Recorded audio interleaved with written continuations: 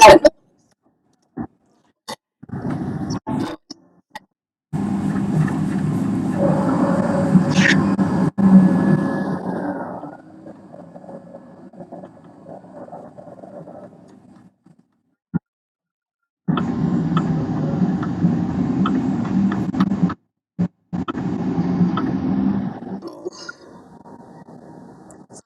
just turned it on to go live.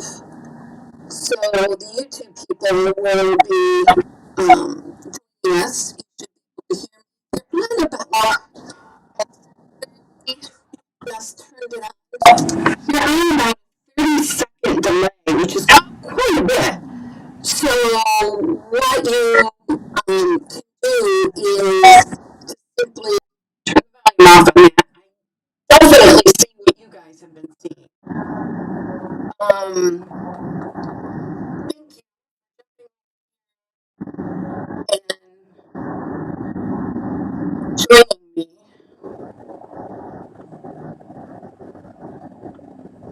Okay. So there's one.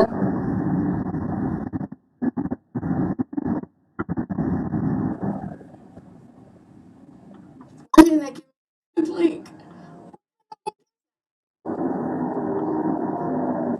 There we go. Okay. 2 minutes ago. This is the right. How is the sound on YouTube? And Zoom people have not found me. Haven't come back.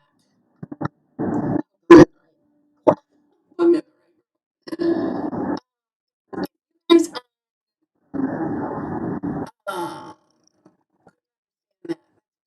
started when there's no sound at all. Okay, so you kind of do change my sound channel. This one. I'm still trying to figure it out. Thanks, Katrina.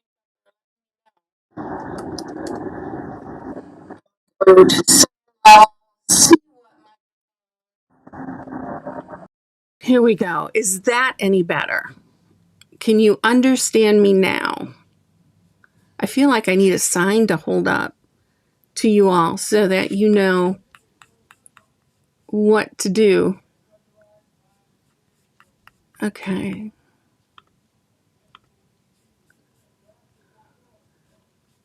Let me listen to the last little bit of this. It sounds like background noise. Why do I hear that? Here we go. Is that any better? That is better. Can you understand me now?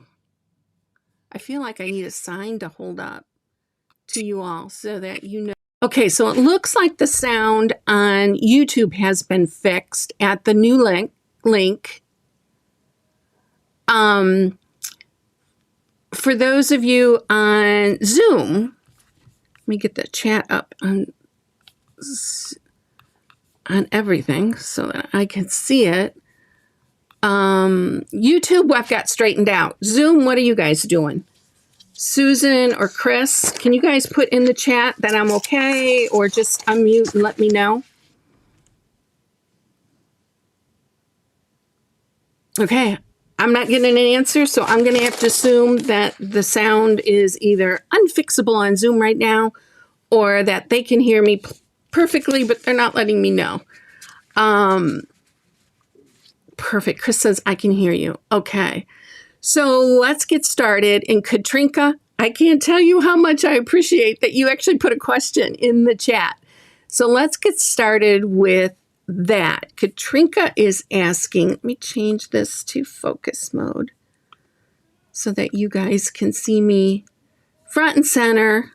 She says, I got my rings with mesh for my wool strips. Genius idea. I love this more than piles of wool strips. Yes.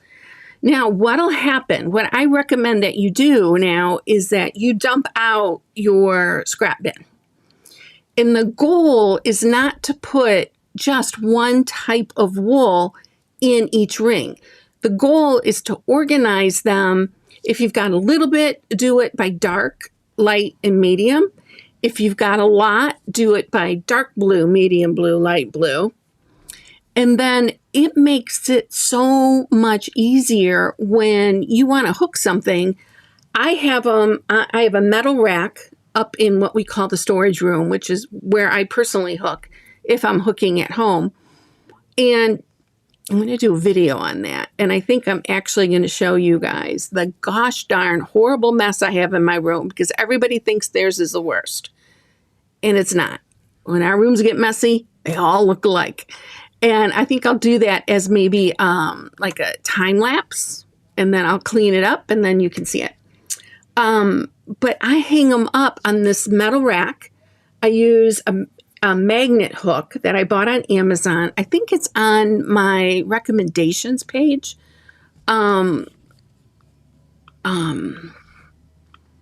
you Google Cindy Gay recommendations, I don't remember how the URL is, but if you Google that with spaces, Cindy space Gay space recommendations, it should be the first page that comes up.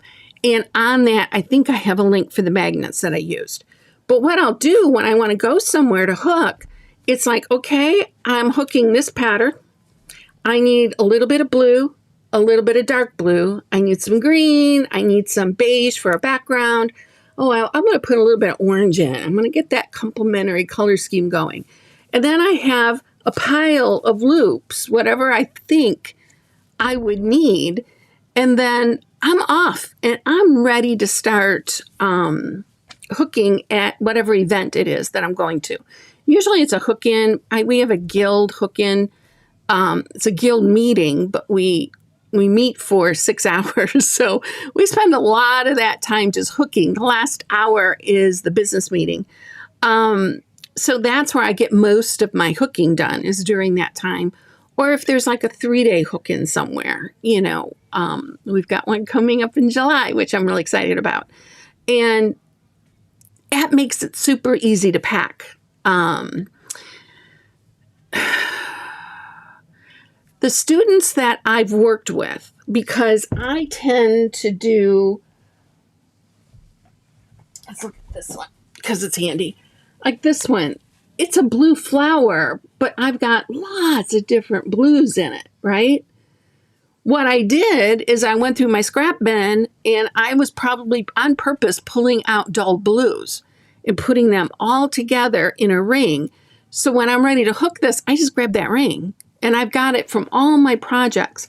I am using up scraps at a rate that I think I'm making a net gain on it. My scrap collection is going down, down, down, mainly because of this new storage method. Okay, what other questions do you have? I can answer chats from Zoom and from YouTube. The people on Zoom can actually turn your camera on and unmute and talk to me. On YouTube, we have to go through the chat. So let me take that comment off. Any other questions? I was panicking a bit in the beginning because I didn't really have any questions that I had gotten in the past that I was banking for this particular one. I usually do. So I thought if there's no questions, I'm going to pull out just a quick little, here's the history of red dot kind of a thing, because that came up as a question this week. Someone had called me and said, I'm using red dot or something that's like it, but it's not working for me. What am I doing wrong? Well, she wasn't doing anything wrong. She just had the wrong red dot. Now, I don't call my red dot, I've got this one right here where you can still see me. I've got red dot that has no dots. This is the one that I sell. Look how thin that is.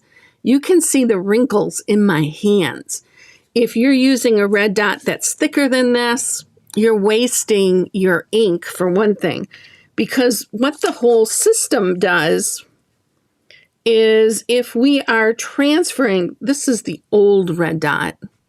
So even that is pretty good. I wish I had a piece of the new one because the new stuff is so thick. And when I mean new, I'm talking like COVID, pre-COVID era. Okay, let me take care of something here. Let me mute that. Okay, so when you have red dot, you're going to have some kind of a pattern.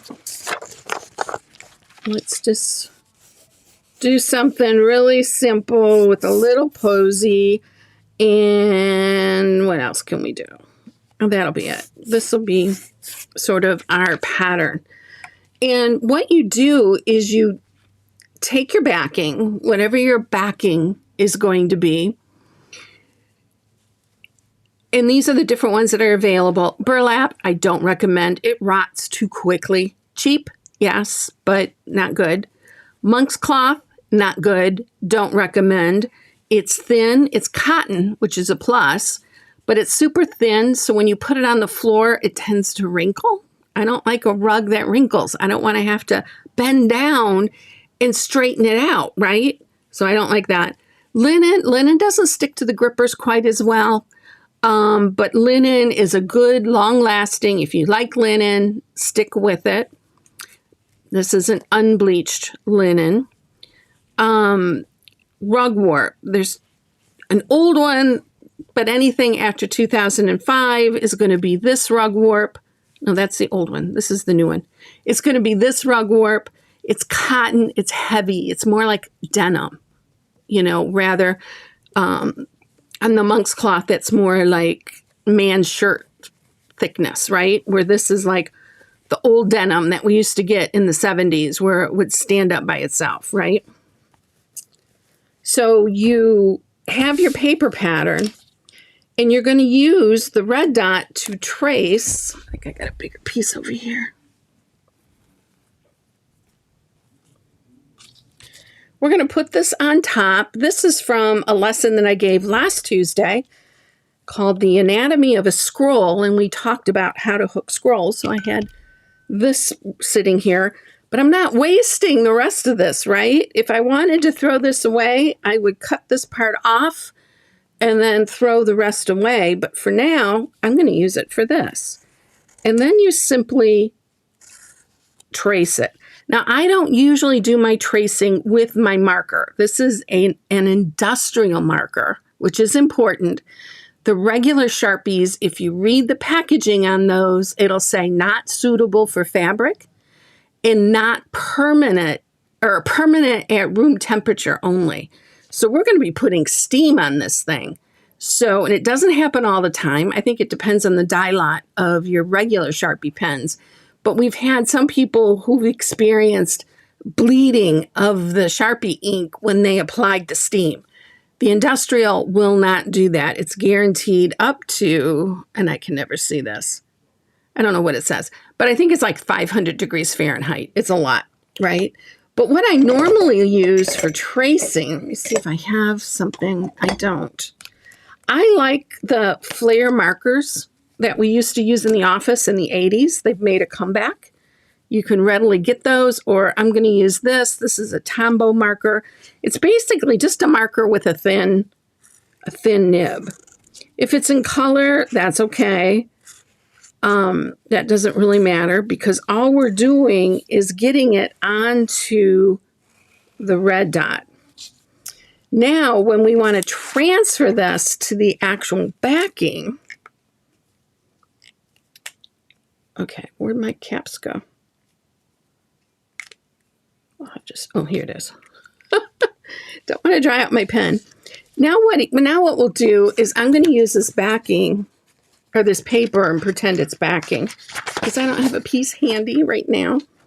And what I would do is figure out like how big it is and decide where I want the edge to go. So I'm going to put some marks there, and that is a mark that is made on the backing, right? Then in the backing, you're going to take a pencil and you're going to draw in the ditch, okay? And this will stay in the ditch. If you have rugwort, it'll stay in the ditch better than any other backing. And then I'll put this back on there. And now I need to get this part, the up and downs. So once I get through that, I'll mark it there and I'll mark it there. And I move that. I draw all my straight lines like this. I don't draw them through the red dot because they will never be perfectly in the ditch. And this is paper, so there is no ditch. But once I get that done, I'm then going to square up this square and make sure it's perfect. And I'll do that by measuring the diagonals. They need to be the same length. If they're not, pull on the short one, measure again. And now if it's the other way, you pull the other way, measure, measure. Once it's square, then you're going to put your pattern on it and ignore these lines at that point because they may or may not match up. And then you're going to trace it slowly. If you rush through this and you try to draw these lines super fast, it's not going to have time for the ink to bleed through the dotless red dot and to get onto the backing, or the paper in this case. I'm going to do this leaf. It's one of my long, wonky leaves. There we go. And then now there's your pattern. And it would be on your backing if this had been backing, right?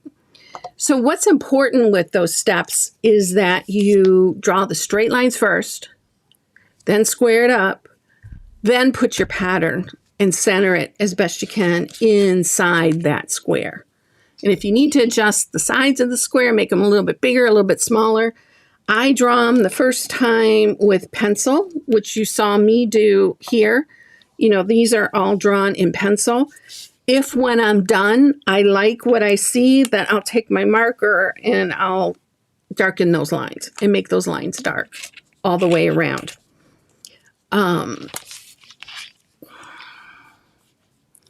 I did a lesson, was it last week? I don't remember if it was for something special, but I did a lesson on what to write on your pattern. If you're a member of the Rug Cooking Journey, that will show up in the membership. But you need to do things like your name, your phone number. People find that it's useful if you put your cut size on it. I traditionally don't do that, but those things, the teacher that you had in the workshop that you went to, because a year from now, you might not remember. 2 years from now, you're not going to remember if it was last year or the year before. So you're also going to put the date that you got started. That information you're going to need anyways when you set up your Notion Art catalog and you put your new rug in as an entry. So that information will all be there, and you can look through it, look for that information through that way. Okay. Katrinka is saying, I'm still not comfortable picking wool colors for patterns. Things don't necessarily look like what you would expect. True, especially with big plants. Beyond experience, do you have advice or a resource to guide me? My best recommendation is my Practical Color Planning for Rug Cookers course. It's a deep dive into color planning. And if you literally follow the steps, anybody can color plan. Because people, when they're color planning, whether they're experienced or not, they're thinking more color, where I want you to start thinking value. How dark is something? How light is something? Do I need a light or a dark? Now pick a color. And we work through that by doing the value study. We guarantee that the distribution of color is going to be perfect in the color distribution course. You could sign up with that there. If you are a member of the Rug Cooking Journey, grab your never-ending membership coupon and paste that in when you buy, and you'll get a percentage off. So with the Practical Color Planning course, you can join for a month for free, get that coupon, join the color planning class. then cancel your membership all in the same day. You'll still have access to the membership for a full year or for a full month. But it'll give you that discount and you'll get 2 things instead of just 1. So that's what I would recommend. The other thing is to use a texture sampler. I never know for sure what I'm going to pull out of that box. So this is like an older one, and it's got some extra little things on it. But basically, I want you to concentrate on this area, particularly with your textures. Colors, what they look like. If it's a solid color, it's going to look like that when it's hooked. Okay? Textures, not so much. So I have a piece of the flat wool and then a piece of it hooked. What happens is you begin to learn the difference, right? So you begin to learn, if I have little tiny checks, it's going to look like this. If I have bigger checks, it's going to look more like this. So even though this is like a brown with a sort of a camel color, what if you saw one that was, say, purple with a light pink? I don't know if that will exist, but if you did, you would know what that patterning would look like because this is the pattern that you saw.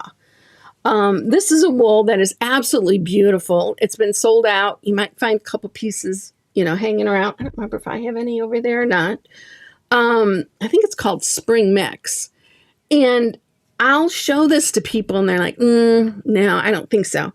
This is what it looks like hooked. And then it's like, oh, okay, that's a fall tree, right? Not glaring colors, but nice subtle colors, that kind of thing.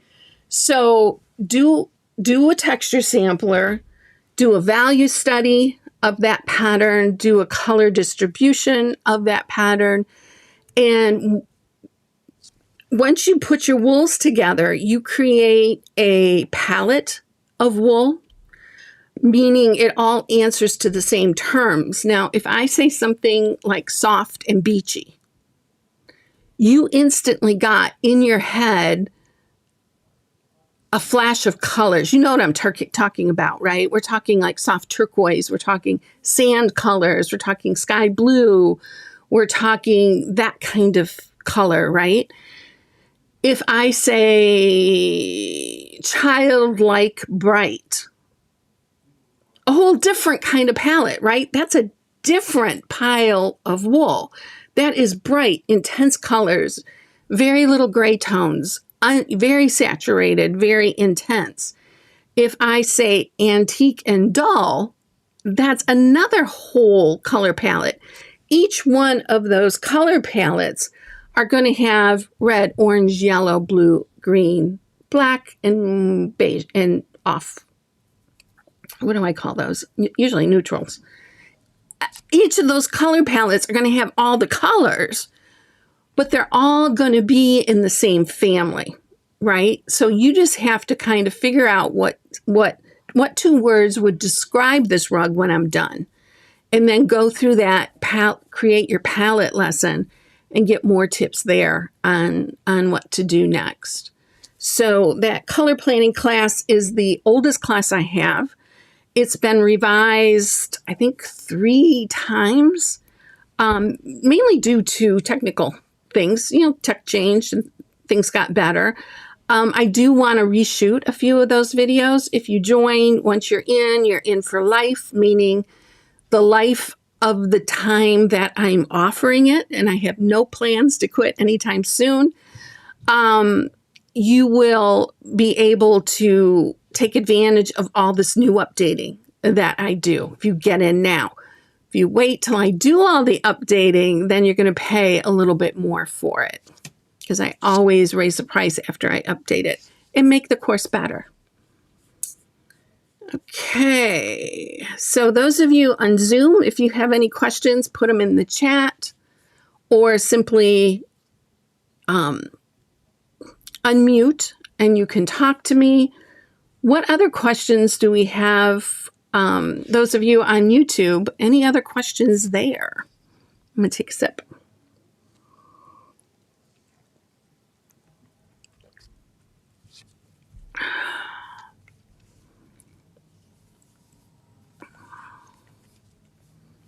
One thing I will say, Katrinka, about the color planning. I've been to classes on color planning, and what the teacher taught was color theory. And that will bore the socks off of you. I mean, there's just no other way to explain it. I teach a tiny bit. There might be 2 lessons on color theory. I teach you what value is, what shade is, what hue is, mainly so that you have the language to talk to other people. And then I also talk about the different combinations, such as complementary or analogous, that kind of thing. Mainly so that if you hear those words, you know what they're talking about. We are not using a color wheel, and I have yet to find someone who can say, yes, I can teach color planning and I can teach it using the color wheel. No one has convinced me that they can do it because I don't think it can be done. We need to translate that into wool speak, right? We need to know how to make a texture sampler so that we're not struggling with, I wonder what this wool looks like. We're going to hook a little 1.5 by 3 inch square, put another piece next to it, so we have it as a record, so we never have to rehook that piece of wool again. If you hook it into your pattern and it doesn't work on that particular pattern, you rip it out and you've lost that knowledge. If it's hooked on your texture sampler, wherever that went, you can find the color that you're intending on using, right? This one right here, and here it is hooked. And I can take that right up to my hooking and put that right next to it. And I'll be able to see what that looks like. I won't have to hook a little bit to see if it'll work. I've already done that. So the time that you spend, which is very small, in creating the texture sampler will pay off huge dividends in the future.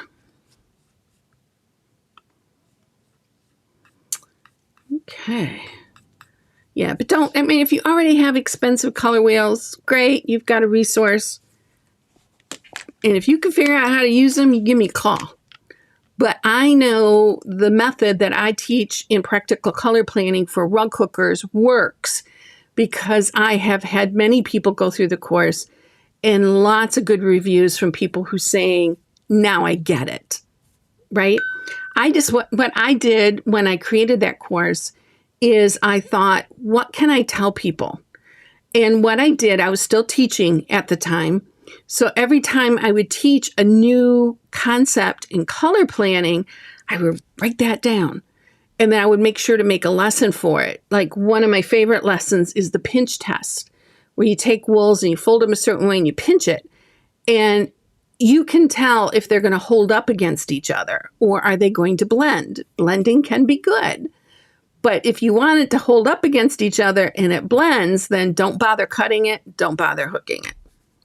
So it'll save you a ton of time.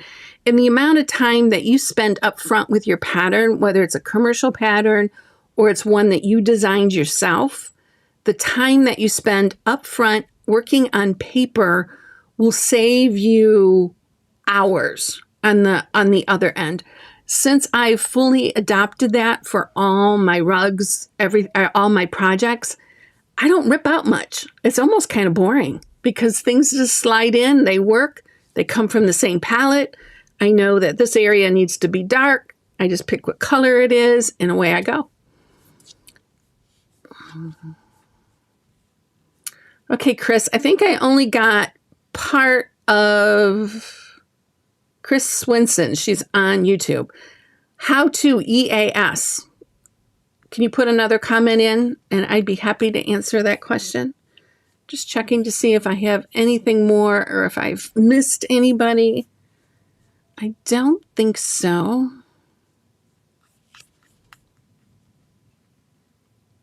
How's the sound doing? Is the sound still good?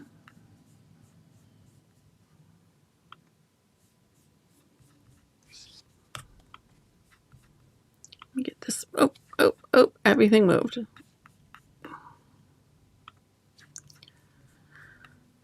Try this again. Yeah, Chris, I cannot answer your question because I don't know what that means.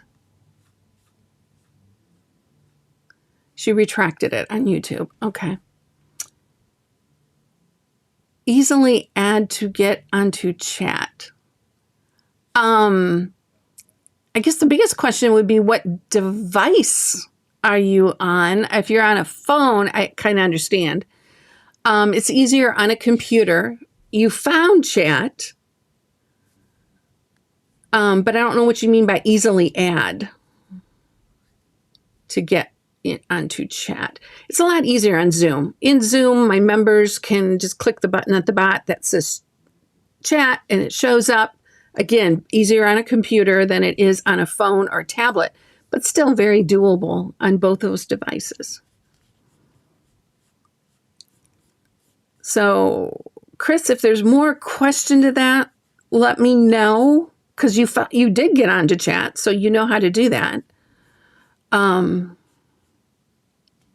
How to get onto the videos easier. Okay. Let me do a little bit of a mini tour. Did that work? Yes. Okay. So this is howtorughook.com. This is where I have my courses. And what I'm going to tell you is that it's going to be easier to go to live events. And this is new. I added this just the other day. So even those of you who have been into my dashboards for a long time, you're going to be seeing something new that you haven't seen before. So I've just got kind of like a color code for what it is. So if it's green, it's member events. If it's blue, it's an add-on course. So you have to be a member of the course. And what it does, if you have to check here, make sure you're logged in, because if you're not, in fact, let me go to log out. And then let me go here, live events dashboard. I am not logged in. I can see because I've got the option to log in here, and it says you are not logged in. Anybody can do this. You can come here, and for the hook-in that we're going to have today at 4 o'clock, you can click this link. That'll get you, boom, into the Zoom for the hook-in at 4 o'clock. We have a wool sale coming up June 28th at 2 o'clock. You just click that. This one is the live beginner lesson. This is the one we are on now. You would just click this link. And then this one, because it's green, that's for member events. I'm not logged in, so the system can't tell if I'm a member or not. So I'm getting this message. But let me log in really quick. And now when I see live events, now when I see that, I've got the meeting ID and the password right there, right? So you have to have the right tags on your account that will allow you, and you have to be logged in. And if you're a member of the Rug Hooking Journey, you can pretty much see everything except for maybe the VOW, the Virtual Online Workshop. That's a year-long program that I offer in January, February. It starts in March, and then it goes to the end of February of the next year. So it's a year-long program. So mark that on your calendar if you want to join for next time. That is where you would go. And for those people, they log into the Virtual Online Workshop course, and on the first page is their Zoom link. So when it's a free event, like this beginning lesson, or when it's like the hook-ins and stuff, and I send out emails, I will typically put the link right into the email. But not everybody opens their emails, right? So one thing that I recommend, let's go back to sharing. There we go. One thing that's on this page is this calendar. And this shows you every place, how many times I am going live, right? And you can kind of like page through it and see what's going on. Wouldn't it be nice to have this information on your calendar, right? I don't have my phone here. Oh, here it is. Q, hold up phone. Have that calendar right in your phone, right? So what you do is you go down to this little tiny option right down here, add to Google Calendar, it will walk you through the steps. I recommend what seems to work like a better workflow is go to Google Calendar, make sure you're logged in, and then click this button. And then it'll just say, do you want it? Yes. Doom, go. And then with our calendars, there's a list of calendars in the sidebar.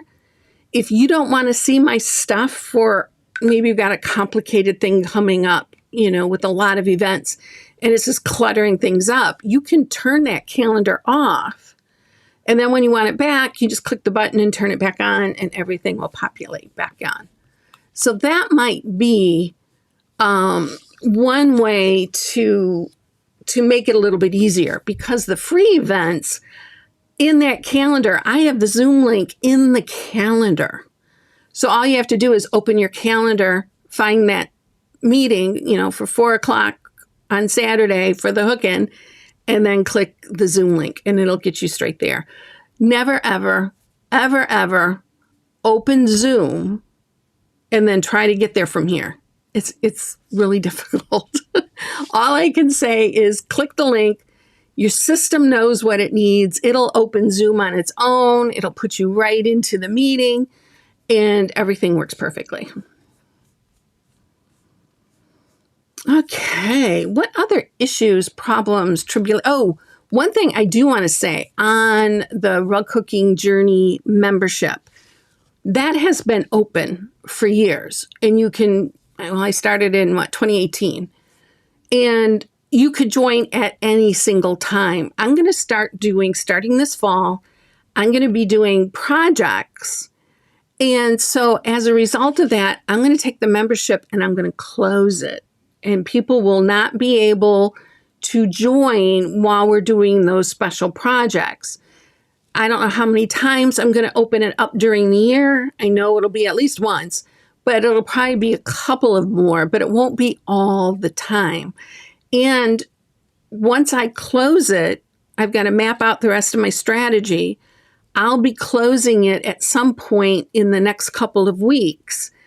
Once I close it, I'm probably going to raise the price, and then the prices will be higher. Once you join, no one has a $2 a month membership. Trust me, it didn't go that low. But let's say you did. You would keep that $2 membership forever. So if you join at the price where it is now, you will keep that price no matter how expensive it gets in the future. I recommend joining for a month, giving it a whirl. If on day one you go, holy heck, this is exactly what I wanted and needed, then you can upgrade to a year on that same day. And what it'll do is it'll give you credit for what you've just paid, and it'll reduce your yearly payment. If you wait a couple days to do that, it'll do the same thing. You just won't get as big of a credit because you've already had a couple of days in. But there's no need and no advantage whatsoever to wait until your renewal date. Do it early. It will change the date, the anniversary of your membership. So if you joined on June 1st, and then you decided on the 15th to upgrade it to a yearly plan, your anniversary is now on the 15th, and the 1st is gone. So it'll always be on the 15th. So it's another easy way to kind of move your reminder. But the longer you enroll, the cheaper per day it becomes. So I've done that as a thank you to make my bookkeeping easier, because it's very selfish on my part. I don't want to do a whole lot of bookkeeping. So let me go back and look.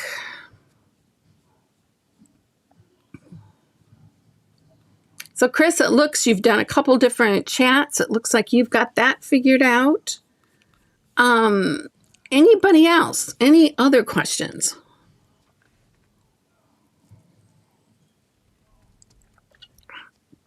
For those of you who are wondering what the heck is Zoom, Zoom is an app. A lot of people used it during COVID to go to church because a lot of the churches started broadcasting. My family, my daughter and her family live in Fort Worth, Texas.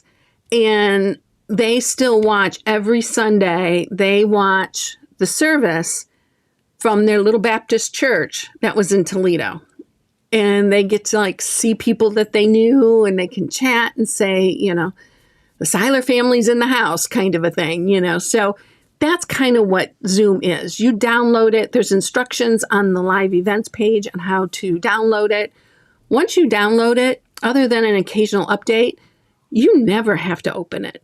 Never, ever, ever. Anybody, you see a Zoom link from anybody, you just click on it. Your system will open up the Zoom app for you. Okay. I am out of things to talk about unless there is another question from anybody. I'm going to give you a few minutes.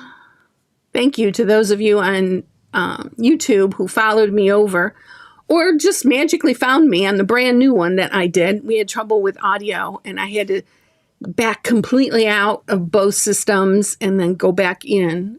But it seems to have worked out well because you guys can now hear me. Okay. I'm not seeing anything from Zoom. I'm going to give it a couple more seconds on YouTube. I am 30 seconds roughly ahead of you guys. So it takes a minute for the comments to pop up on my screen because you're just now hearing that I'm asking for questions. And if you have a suggestion for the July, August, September, October, November, please, for the beginner lesson, which will continue to be free on YouTube for the foreseeable future, members of the Rug Cooking Journey can join me, or actually members of my email list can join me on Zoom because I'll be emailing that link out to everybody. I had a point and I was going to say something on that. What was I going to say? Send me suggestions for lessons. What do you need as beginners? You don't have to be a super beginner, but maybe it's something you never heard of and you don't know what someone's talking about. Give me a shout out. The easiest way to get a message to me is via text. My phone number is at the top of the page on my website, so you can see it there. Make sure you put your name in your text so I know who I'm talking to, and then I'll add you to my contact list. So next time we talk, I'll know who I'm talking to right off the bat. And that's going to be the easiest way to do that. If you send me an email, which you can do, but if you send me an email, it could be months before I get to it. I'm horribly behind in emails. I'm chipping away. I'm trying to develop a new habit of getting into it and staying on top of it. I'm failing miserably. Emails just work for the most part. Okay. Or pick up the phone and call me. My phone number's there. Call me and we can discuss it. And that would be so much easier. Okay, I'm giving up. I don't think there are any more questions. Thank you for being here. Thank you for putting up with the technical issues in the beginning. I don't know what caused it, which makes me a little nervous. I will be going live again in about an hour at 4 o'clock. There I will be doing the live hook-in, which is more of a social hour. But right now, I've got one more little question that I'm going to answer. Katrinka is asking, do you recommend a basic stash of wool? Yes and no. Yes, because it's great to have on hand things that you know you like that you can reach for. No, because if you're brand new, you're not going to know what you like, okay? When I have people come to my studio to buy things and they ask me, what should I buy? This one, Y002. The best yellow ever, maybe the only yellow you ever need, depending on how you feel about yellow. This one, R036, because I think this is the last of the big, beautiful plaids. This is gorgeous. I am going to make sure that I have plenty of this stashed in my personal stash so I don't sell it all and then I don't have any more. But that was R036. And then there's a green right now that I recommend. I love this green, obviously, right? It hooks up soft and beautiful. It is the best primitive ground, right? This is G052. It's the inventory number for that. G052. I have not raised my prices. Even though the wholesale prices have gone up twice.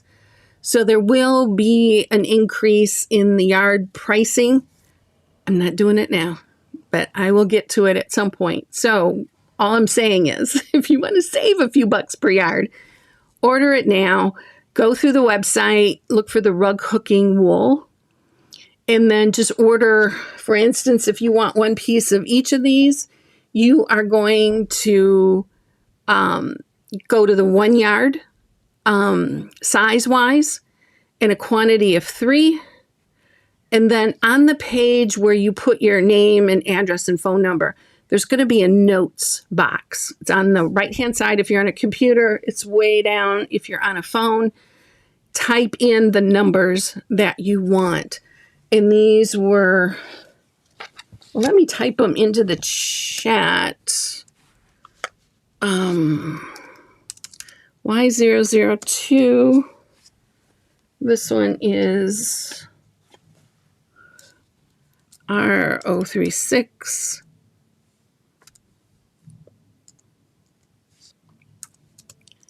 And G052. Those are my absolute favorites. Okay, that went to YouTube. Let me put that also on Zoom. G052, R036 or 38. I never remember this number. It's a relatively recent one, but I bought a bunch of it. There we go. So you can copy those in case you plan to do what I recommend. That would be a good thing to have in your stash. If you see textures that you know how they work and you like the color just speaks to you and you see them, you've got to buy them today. If you wait till next week, next month, next year, chances are they're not going to be available. The textures disappear. And we're down one vendor. We're down Heavens to Betsy. We still have the Door Mill store and we still have the Wool Studio, which is my primary source for textures. Okay, guys, that's it. I hope to see some of you over on Zoom, even if you join me here on YouTube. Come on over and join me in Zoom for the hook-in, and we'll just hang out and we'll talk and we'll get caught up with each other's lives and we'll solve the problems of the world, right? Okay, guys, that's it for now. Thank you for being here. I'll see you next month. Remember, send in those suggestions. Thanks. So I'm going to end